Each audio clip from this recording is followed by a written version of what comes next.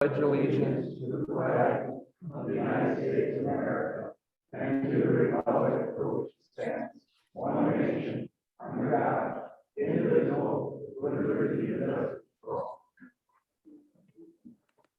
We will begin with our presentation of our guests and award winners, and Dick Hammerstrom will do that. You have yours? Yeah, because it's not up here. Where'd it go? Oh, somebody took it. That's okay. I'll see what I can do. No, Yeah, it's okay. talk. It's okay. My memory's not gone terribly. So I had a little script for my introduction, but we'll fly it. Closer to you, Leonard, or closer to the mic?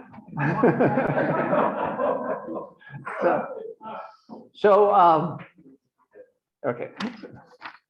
Every year, the ACE Committee, the Agriculture, Conservation, and Environment Committee, recognizes an organization in our area that we feel should be recognized for its effort and excellence.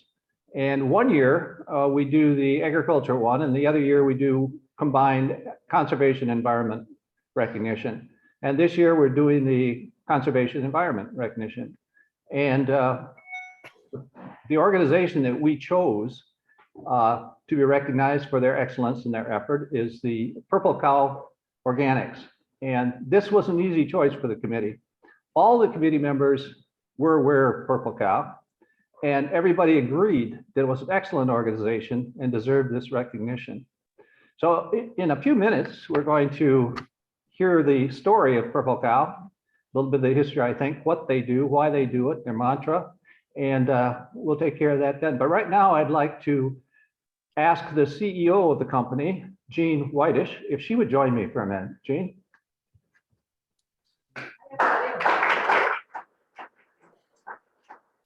Part of the recognition that we have is we have a nice plaque. And the plaque says Distinguished Conservation Environmental Award presented to Purple Cow Organics by the Kiwanis Club of Downtown Madison. This is presented in recognition of their commitment to improving soil health productivity through recycling, composting technologies that yield diverse, high quality, biological soil building products for horticulture and farming. Jean? Nicely done.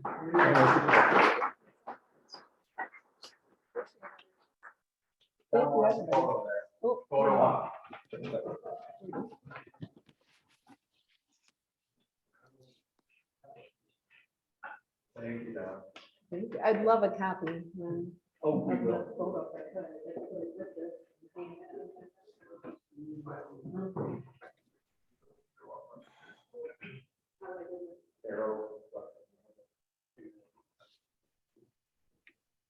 If I get stuck, I may need some help. First of all, thank you for hosting us here today. We like nothing better than talking to people in our own backyard, and often are surprised when people don't know about us. So it makes me feel good if the committee knew us on the front end. So I have a few people with me today. You're going to be hearing first a brief intro by me, and then I'm going to turn it over to Steve Stumbras.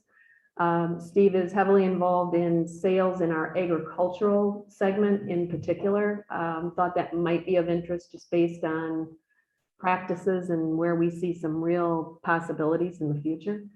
Jared Reuter, who's our COO, oversees all the day-to-day operations in the company, both out in the field and in the office. And then Shane McNamara is one of our newest members of our team. And he is assistant to Jared and kind of just about, we're a very small office, so we all do whatever it takes on a day-to-day basis. We aren't real siloed, but we're happy to have him with us. So you will see the term up here, driven by biology. There is one common element, whether it is our retail line, whether it is our professional grower line, or whether it's our liquid biological that we make for agriculture. And the common denominator is biology. Oops. Oh, there we go. Did it go? Figured I was going to be technically challenged here.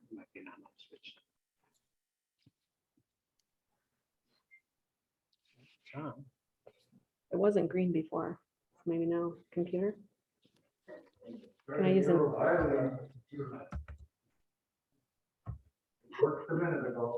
Has a loose I connection. must have here. broke it. No, you didn't. Right. You know what? I can just stand here and click. All right, that'd be great. All right. If you You can, can get it. Well, I'll click here. oh, perfect. Okay. Even better.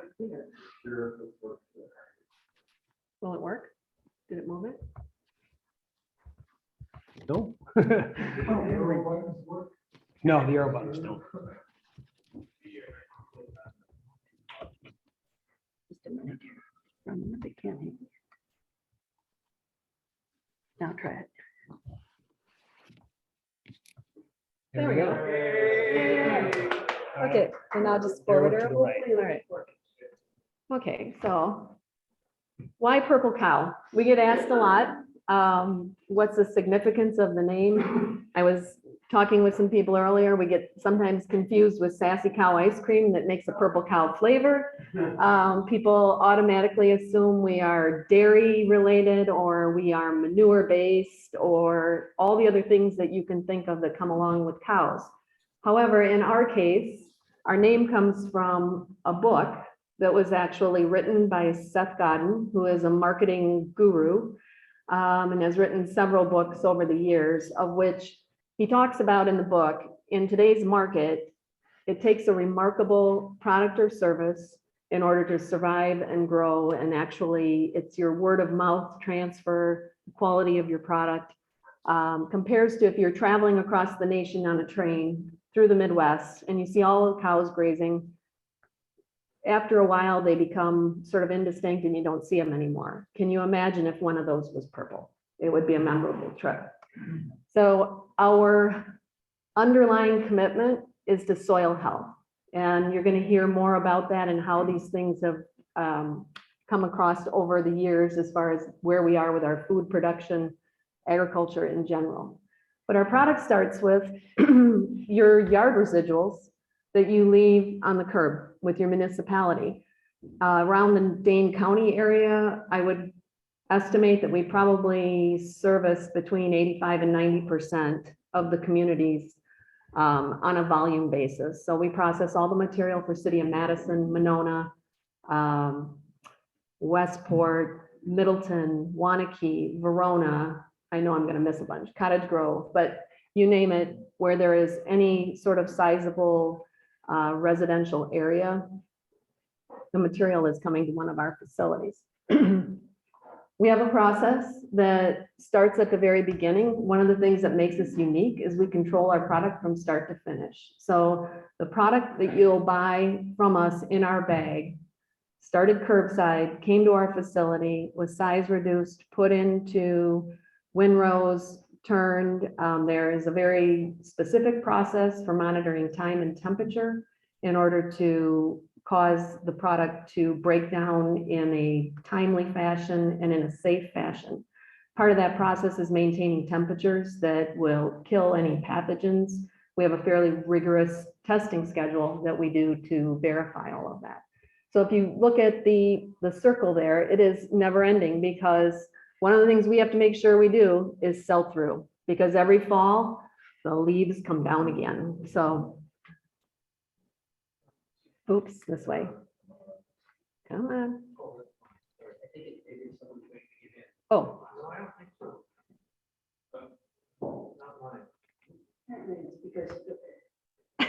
Sorry.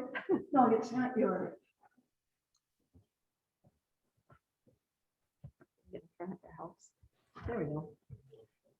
So this was a fun fact our marketing person put together. So Purple Cow processes an average of 18 million pounds of green material every year. So we have our processing sites here in around the Dane County area, but we also process for the city of Milwaukee and several of the communities that surround Milwaukee. We process in conjunction with a waste management site in Menominee Falls, so serving the southeastern side of the state as well. The weight of 90,000 cows, I think, is kind of interesting. Cows should have been purple though. Let's see, down here again.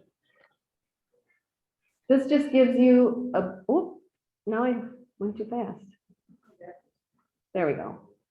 This just gives you a little bit of an idea of the diversity of the products that we manufacture. And this is one of our current challenges in front of us, is in communicating to all these different segments.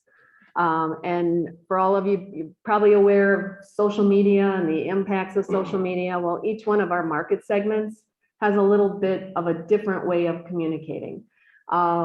So on the left, you will see our broad spectrum liquid biological, and we started out with a focus on certified organic food production, and we have since expanded into use in both conventional acres as well as organic acres. All of our products are still OMRI certified, which means they are approved for use in certified agriculture.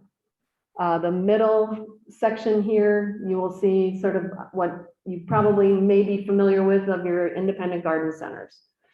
We have made a conscious decision to stay out of big box. So we sell through independent garden centers, primarily in the greater Midwest area. We have a few outliers. And then we also do some e-commerce as well. So most of the sales that are occurring outside of that Midwest area are mostly driven by e-commerce or Amazon. Over to the right, you'll see super sacks of material. Again, that's a demonstration of sales to professional growers, greenhouse growers, specialty crop growers will order material in that fashion. May I ask what Indicandia is? Indicandia. Indicandia is our newest product, one of our newest products that was developed specifically for growing cannabis and hemp. So in states, basically what we're doing is entering the market as states legalize. There is nothing illegal about it or nothing in it. It's just a growing media, but it was specifically designed for the life cycle. Most cannabis and hemp was grown hydroponically prior. This is a water-only mix, which means it'll take the plant from start to finish. And we've pre-done the minerals and support system for it. And what's up here are just a few pictures that give you some ideas of the benefits of biology and the importance of it, and with and without. We worked with Charlie Shortino on his pumpkin project, so we participate in that every year for a little bit of fun. I don't know if any of you follow that, but you can usually see it on display at the Bruce Company. Next one is a tomato plant with and without, and then some turf, which is one of the early places that we tested out our products. At this point, I'm going to hand it off to Steve, and then we'll also be available for questions when we're all done.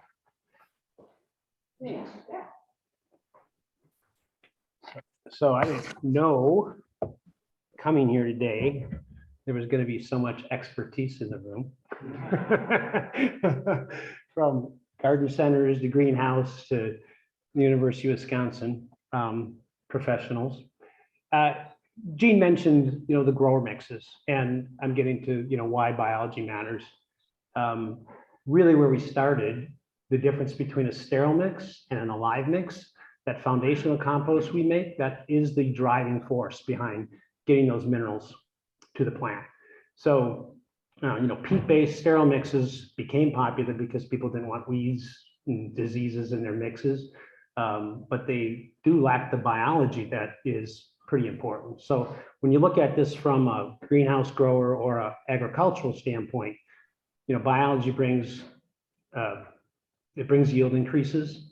It's going to bring fertility efficiency. You're going to make the other inputs more efficient. It's going to bring nutrient density and plant resiliency. So, well, yeah.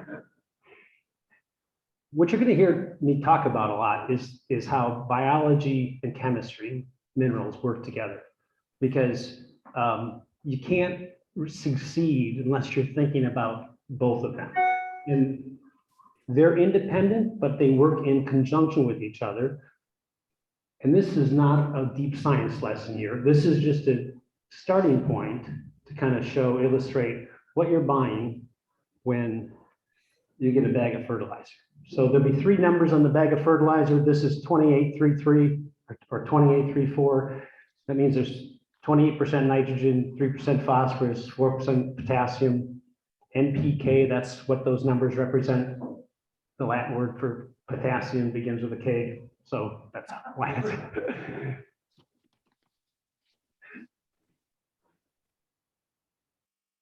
This represents the additional minerals that are important from a plant health or a human health or a forage quality health.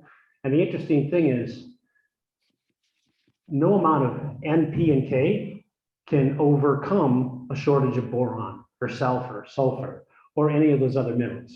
So when we talk about plant health and nutrient density, this is really the important part. In your soil, it's biology that's bringing these minerals to the plant. So when I say there's a physical quality soil, that's the work we do on the compost sites. That's the carbon. The mineral or chemical portion of the soil, that's what you're seeing here. And the biological portion is what brings it all together. It's uncomfortable for me to stand behind here, but can you hear me or is this going to mess up? Yeah, okay. It goes out through Zoom too. Got it. So vegetables over time, and this is from the Nutritional Security Institute. They took calcium, magnesium, iron in cabbage, lettuce, spinach, and tomatoes, and they tracked essentially the nutrient density of what was in that food. You can see the trend line, and there's some important historical events that are indicated here by the dots. There's a long history between wars, bomb making, fertilizers, price of energy. So that's right after World War II. There's, I think the verdict is still out, what they call the Green Revolution, the long-term effects of what that might do to our food system. But I think what you can see here, and this is certainly not a suggestion that we go back to farming the way we farmed in the 20s, but I think you have to at least ask yourself if our food system is different today than it once was. And the example that I use is I was born and raised in a family restaurant, left the family restaurant in the 70s. We never had a single request for gluten intolerant, lactose intolerant, peanut allergy. It just wasn't the case back then. So you're shaking your head. Today my grandson can't take a treat to school because, that food is now dangerous to other people in his class. So I think that there's some reason to consider that maybe this combination of biology and minerals together is important to look at. There's two other topics here that we're not going to get into today, carbon sequestration and long-term health of soil, but we are going to talk a little bit about this topic because as an environmental award today, I think this is really important for a lot of people that are in the room. So these are the statistics about nitrogen in an agricultural system. And what we're trying to do at Purple Cow, we're trying to work with minerals, carbon, and biology together to make these systems more efficient. One of the really exciting things we're working on is, you see those little bottles on the buffet table. That's actually liquid biology. It's biology in a bottle. So our CX1 product is really unique in the marketplace in that there's a couple thousand species of bacteria, a couple thousand species of fungi, and they work in so many different ways to bring the advantages of biology into a growing system. What's really hard for me to explain is what a company in Utah is doing.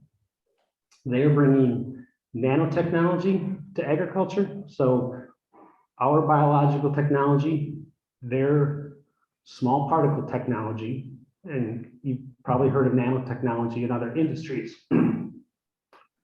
Those two technologies together are allowing an efficiency that we haven't really seen yet in agriculture. You can imagine taking 2,000 pounds of a mined calcium product and field applying it per acre.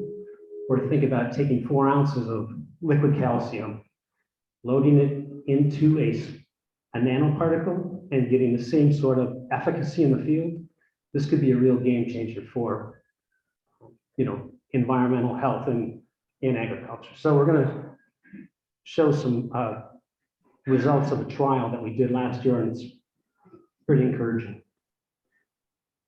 Before we do that, I just want to quickly go over where you might get nitrogen in your farming system. So in your soil, every 1% of organic matter has 2,000 pounds of nitrogen. It's not available to the plant until biology does its thing. For each percent, you might get 20 pounds of nitrogen. If you're farming 4% organic matter soil, that might be 80 pounds of nitrogen. It could be more or less depending on your biology.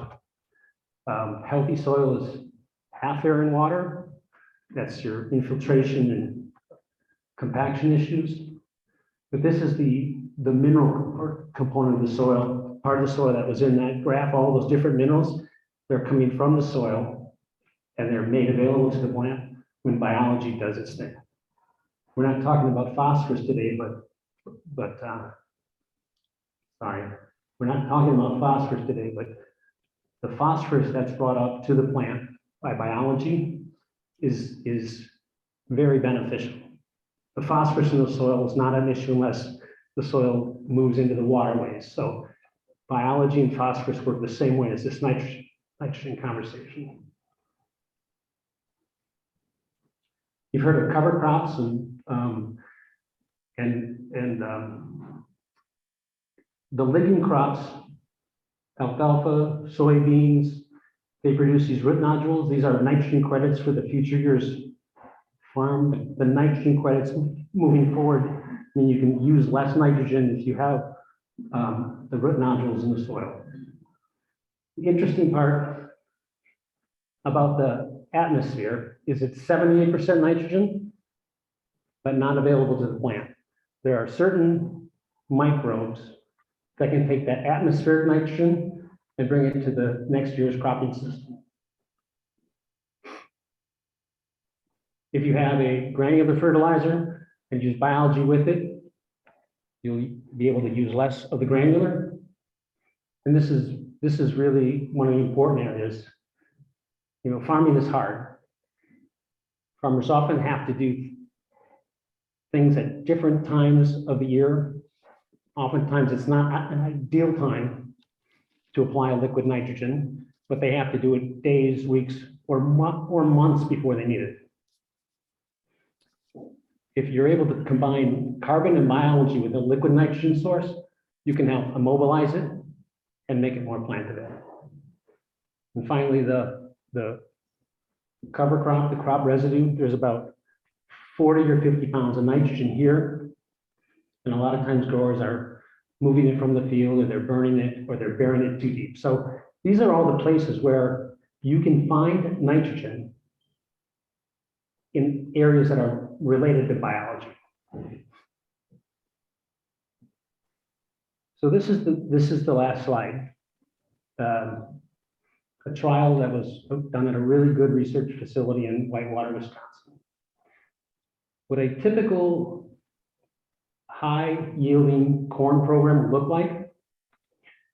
This is a product called MAP, 90 pounds of that in the fall, 200 pounds of OO62, 45 gallons of a liquid nitrogen 2 days after planting. In addition to that, a grower might use 5 gallons of a 624-6 and 15 gallons of additional nitrogen 30 days after planting. That's going to yield 260, I can't see it from here. 236, thank you. On 194 units of nitrogen.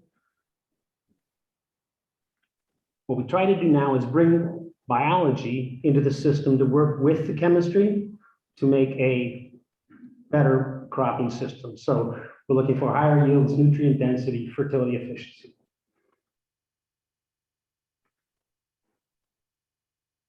The product that was biology from CX1 And the nanotechnology from Aquayield, along with the carbon, was used instead of the 624-6. The same product was used instead of the nitrogen application 30 days after planting. And the results are pretty impressive. So the yield goes up to 248.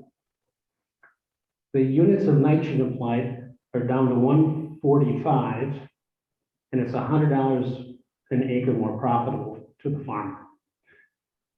So I think the interesting thing here is this corn is not getting less nitrogen than this corn. The corn itself is going to get the same amount of nitrogen, but you have a system when you use minerals, carbon, and biology together, that you're losing less nitrogen or you're getting nitrogen from other places.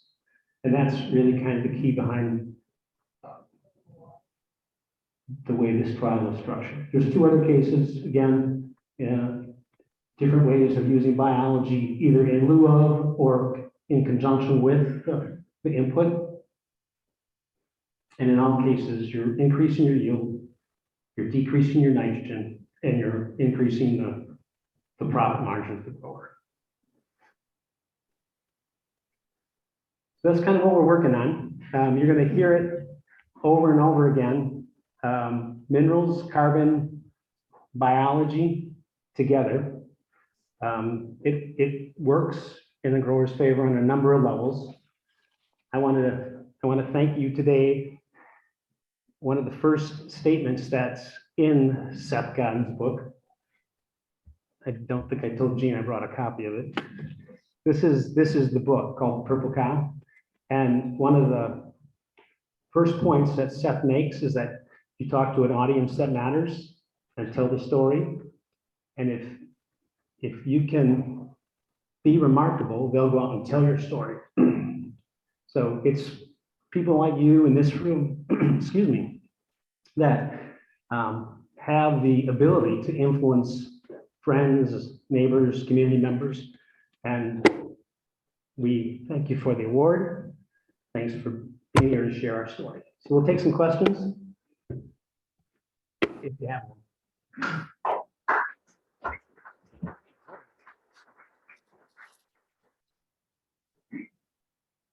Yes.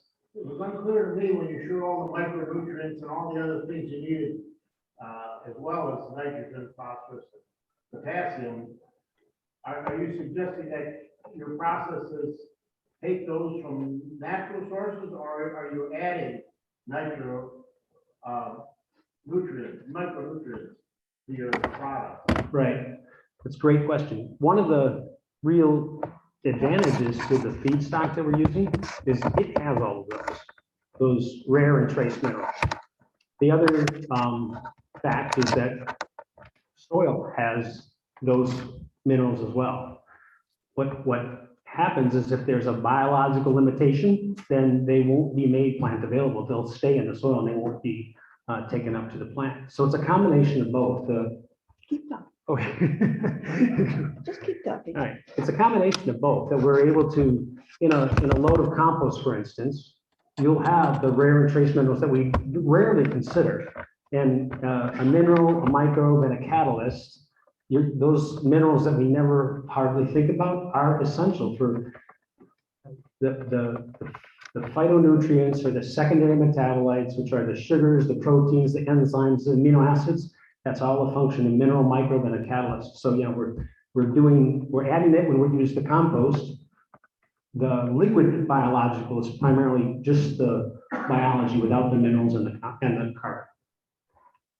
Good question, thanks.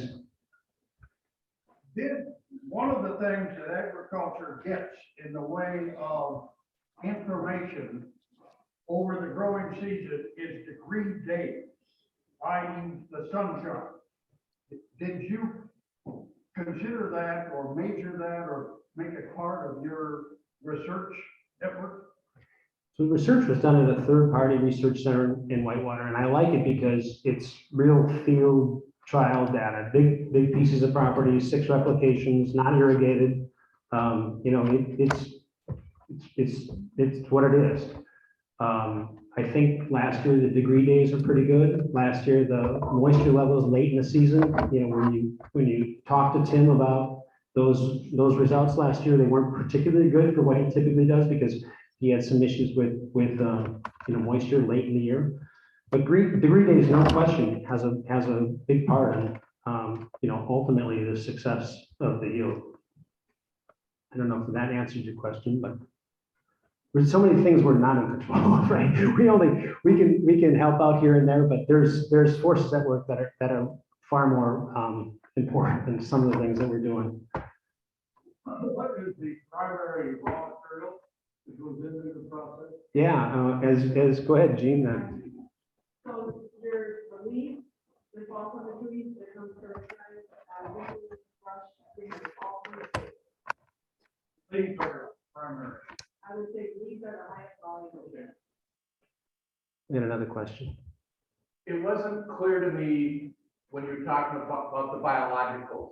Do you add those to your products? So you have vats of bacteria growing that you add in, or are you relying on the inherent ones in soil, which is probably not so good in many fields? Yeah, that's a great question. So it's a little bit of, the feedstock that we're fortunate enough to work with. And this gets back to why a plant-based culture media that we work with, plants instead of manures, is important because of the biological makeup of what's in the product that we start with. But when you compost something, you're size reducing it considerably. The temperatures are going to make sure that the pathogens and the weed seeds are taken care of. So you're raising your temperatures early, but then you lower your temperatures because you're cultivating biology right then and there.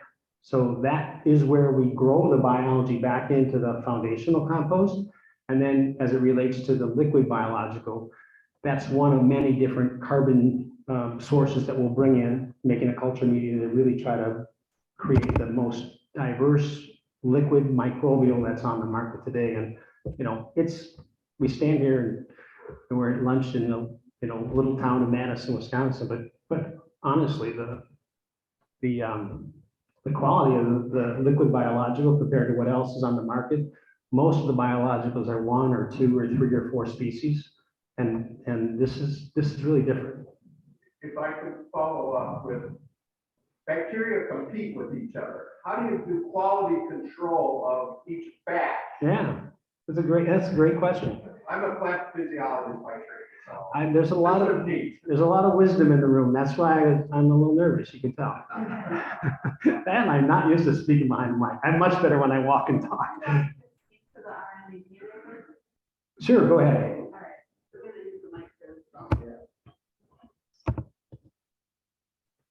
So in the beginning, we knew we were seeing plant results. We really didn't understand a lot of the why. We had hypothesis of what we thought was happening, and one of our businesses that we merged into ours as we were growing sourced as an organic farmer. So he was using his own growing systems as sort of the starting point. And so we had a lot of anecdotal data. And then over time, again, as budgets allow, we kept taking the next step to try to understand more. So we did testing on live biology counts, bacterial and fungal. We have a process where we add a food source to the liquid, and you can see by those counts of live biology what's happening when you add either a liquid fish. You can see fungal counts jump, or sugars will jump the bacterias. From there, a few years ago, I got introduced via a friend of mine here in Madison who happens to work in the biotech world to a scientist at Cornell. And Cornell went through and did numerous tests on RNA, DNA of what was in the product. And then from there, part of our process is we have to go through a registration process to be legally selling in the state, okay? The problem was we were a square peg trying to fit into a round hole compared to like a chemical that you buy this, you put it together, you have that. And really easy to do the guarantee.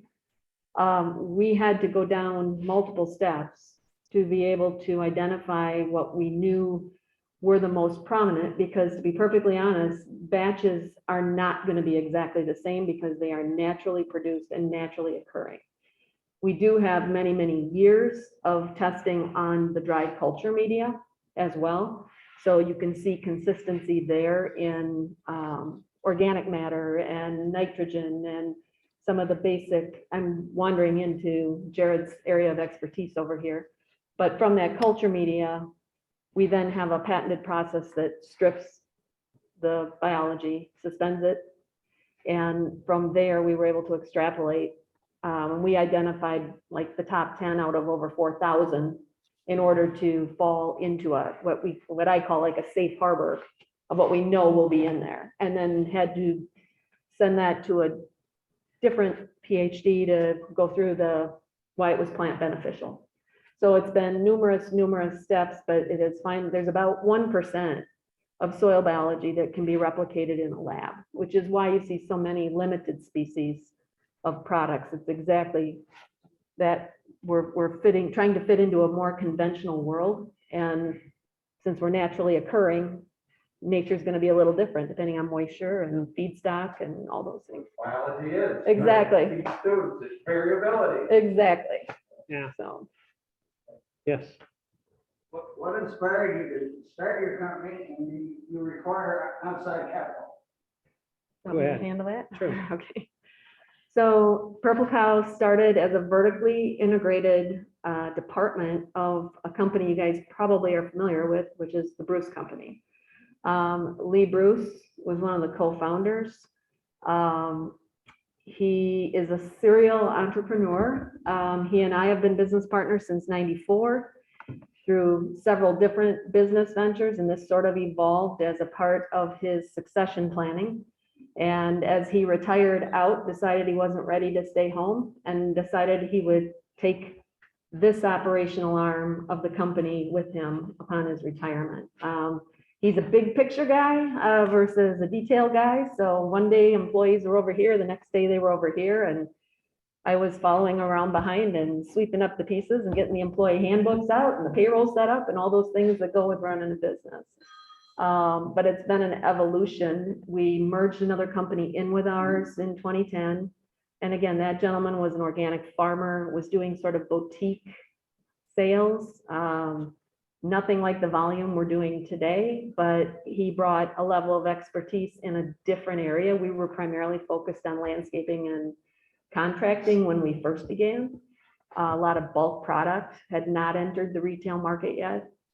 And that's actually where this gentleman the first retail product was Purple Cow activated compost, but it was a product, it wasn't a brand. And so post-merge, as we were trying to arrive at who we wanted to be, we started culling away the things that were not related to organics. And we all decided what was really most important to all of us was soil health. And for me, my turning point personally came when I had my first grandchild, and it's been almost 10 years ago. The day that baby was born, the amount of emphasis that goes into focusing on what goes in that kid's mouth and their overall health and the long term, it made a believer. I'm a convert. So I originally started with, I thought certified organic food was a way to charge more for it. I don't believe that anymore today. Question over here. Sure. Do any of your products improve the functionality of the backyard compost bin? That's a good question. Possibly the liquid could. R&D question. Okay. If you can experiment at my house. What I'm curious about, that we talked about a little bit, is if you had a liquid biological, right, which is extracted from a soil media, is that going to improve the backyard composting experience? And I would think so, because you're getting a lot of those bacteria from creating compost right off the bat. Obviously, in Wisconsin, a lot of backyard composters have difficulties in the winter, right? No leaves, no yard materials around. So, how can we make that fit? Because there is, environmentally wise, the more we can get food not only out of the landfill, but never being transported down the road, the better. But I have the exact same question as you, and we can talk about that after. But I think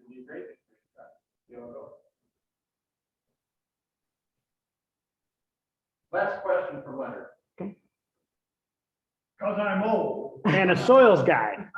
And So it's like- micronutrients, i.e. sulfur, as an example, was not a problem for our Wisconsin farmers because of coal-fired power plants, i.e. acid rain. We've not heard that term in the last 10 or 15 years. If, as part of your general activities, have you discovered that now farmers are adding sulfur and so on You can to feel their it. fertilizer program?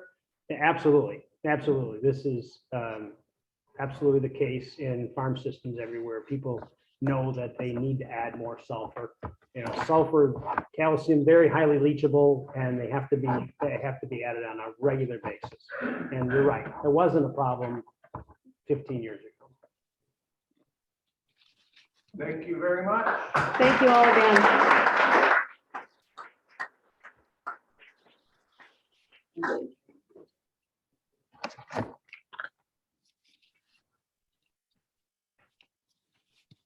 Okay, Peter Fisher, I don't even know where you're sitting. We have moment of reflection from Peter.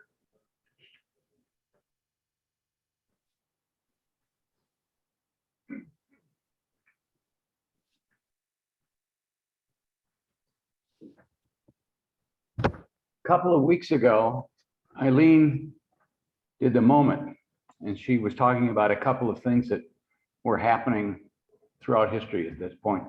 She said, she brought up the Exxon Valdez. And I thought, oh yeah, that's right.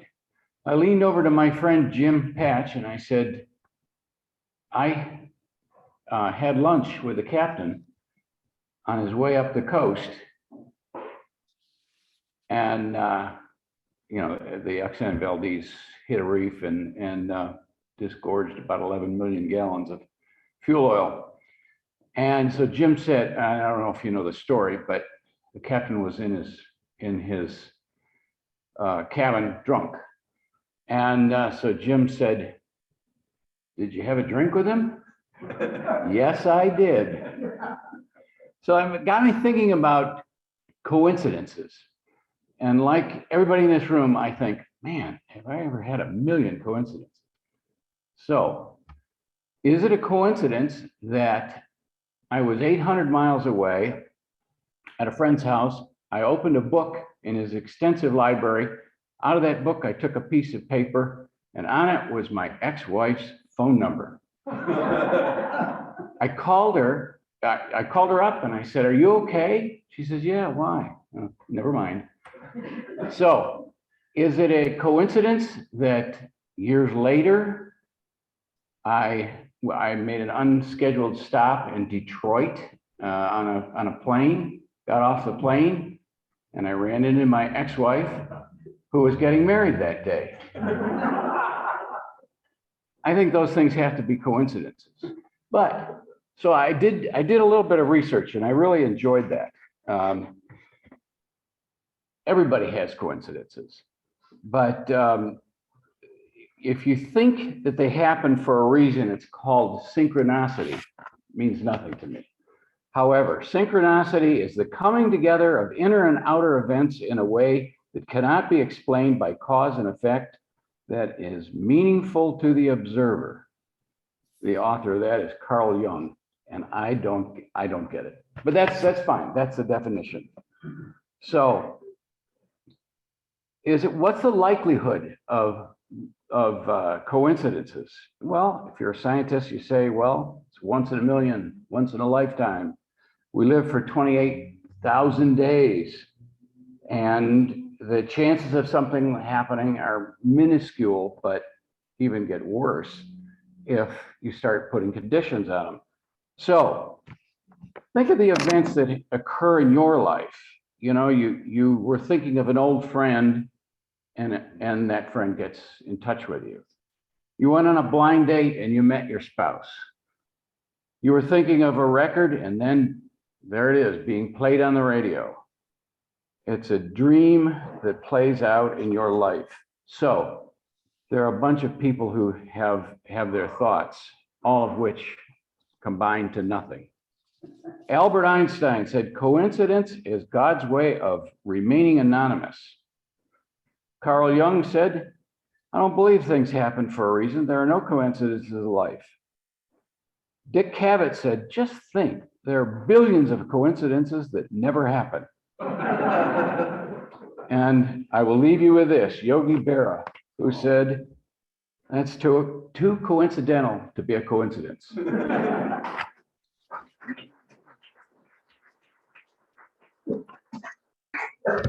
Thank you, Peter. I believe we have about 25 members. I didn't count really accurately, and we have at least 5 at home. So very good turnout today. And don't ring, phone. It says potential spam.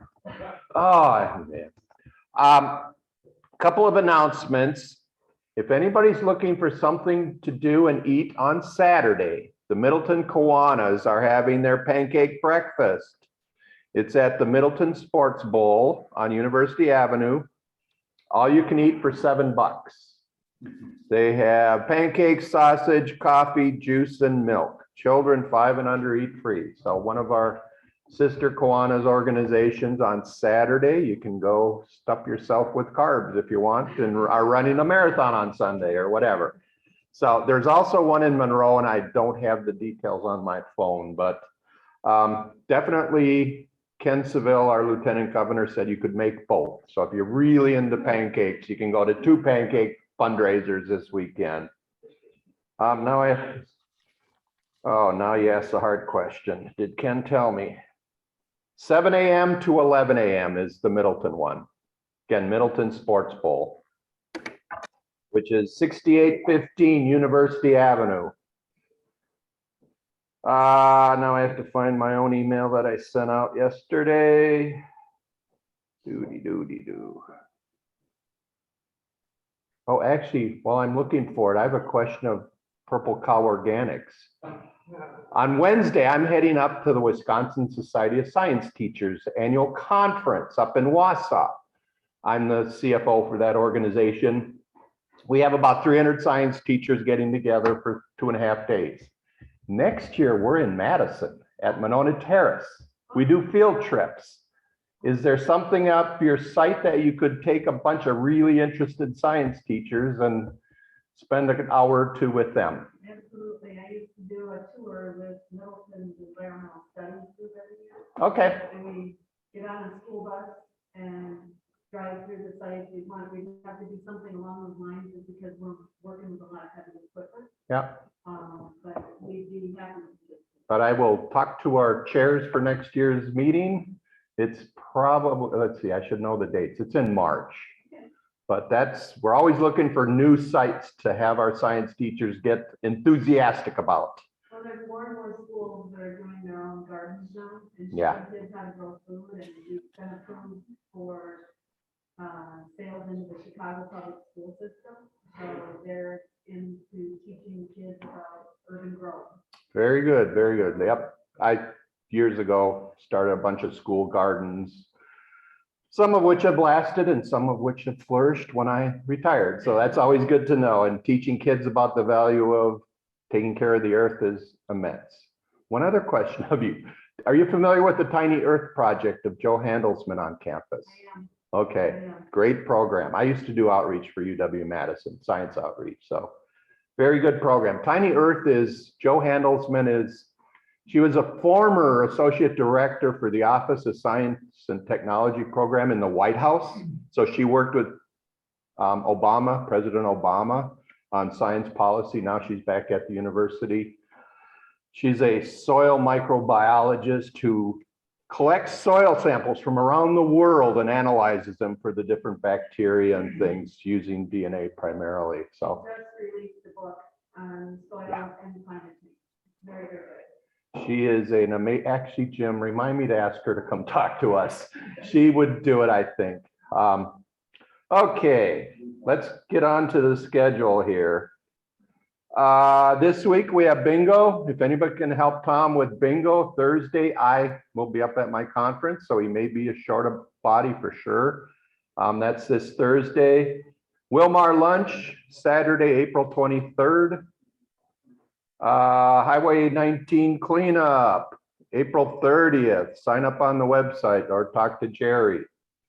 And then also Jerry, May 3rd is a blood drive at Department of Revenue. Is Jerry here today? Yeah. Any changes to those?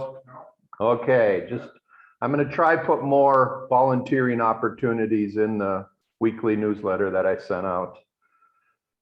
Okay, other announcements before I do our schedule. Jim? Yeah, I got a quick question. Just raise your hand. Is there anybody in here who owns timeshares? Anybody own a timeshare? No. Bad investment, in my opinion. Wally Brickman had to come, sure. Where is she? She hasn't been here for years. She's not a member anymore, but she's over and over.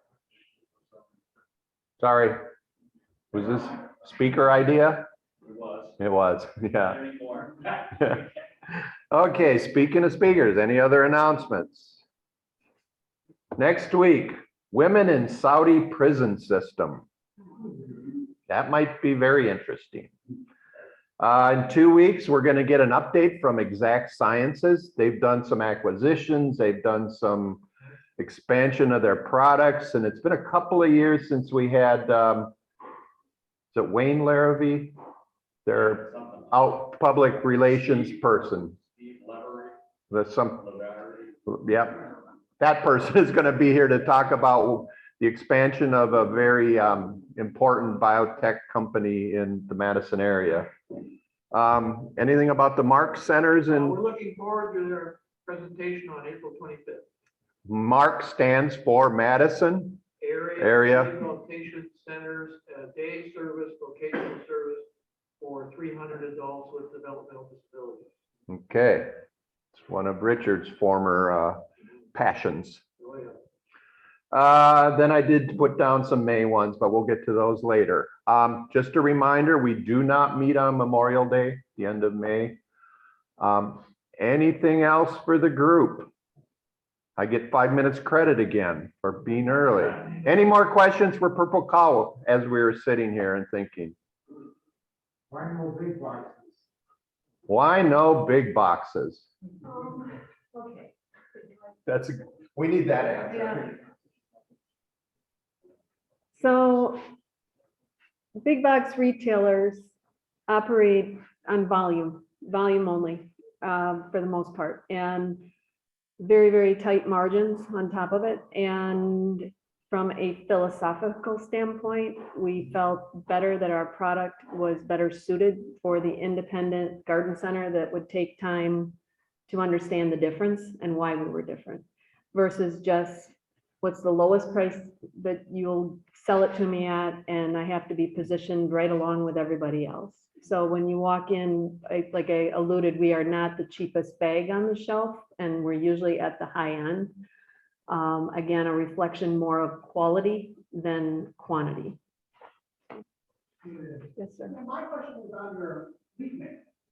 You know, over time, weeds in the city urban areas have changed. When I was a kid, we see a lot of almonds. They're all done. Now all the ashwood dying out. Does that make a difference in your product?